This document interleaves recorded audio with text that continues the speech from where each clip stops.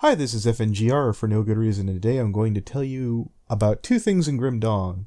Not exactly related, but they're simple enough and they're small enough explanations, I might as well roll them into the same video. One is a neat in-game feature with discipline points. Two is how to install mods into Grim Dawn. So far, for those of you who own Grim Dawn and the Crucible expansion, there's a method that you can make the game more difficult early on for a smoother mid-game ride. So for those of you who've played with the Crucible, if you're like me, you probably didn't bother with it until you hit the end of Act 4 in normal, at what point you'll be around levels 40 to 50, and you'll likely sadly have 25 devotion points or so, at which point running the Crucible will take you 18 goddamn tribute points for one devotion point. This takes a while, and unless you're super duper stuck and advancing in the game, it just isn't worth your time. However, what if I told you that there was a way to spend 3 tribute points to get 1 devotion point, which will roughly take you 5 to 10 minutes each? By the way, this is not an exploit to the best of my knowledge, but an in-game feature. 1 playthrough should be enough to unlock 1 devotion. So let's get started.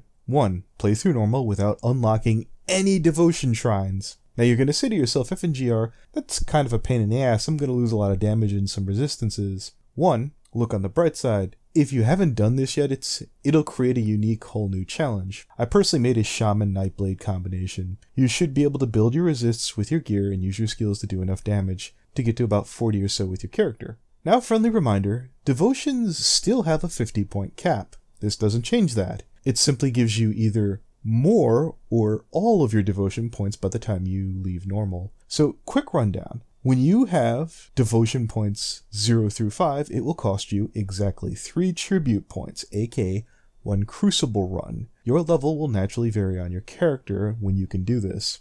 This should take you 25 minutes or about an hour, give or take. When you have 6 to 9 devotion points on your character, this will take 5 tribute points to get 1 devotion point. This should take you 50 minutes or about an hour and a half. The last stretch with your devotion points will take, which will be when you have between 10 and 25 devotion points. Each one will cost 10 tribute points. At this point, you'll be done when you're done. Seeing as how roughly there's 28 devotion shrines in normal, meaning that you'd only need about 22 devotion points, and you'd be able to hit the full 50 by the time that you leave normal. Now naturally you can play with this, with how much you want to utilize or arguably abuse this feature. That's all on you. I'm just putting it out there. Now let's get to the second topic.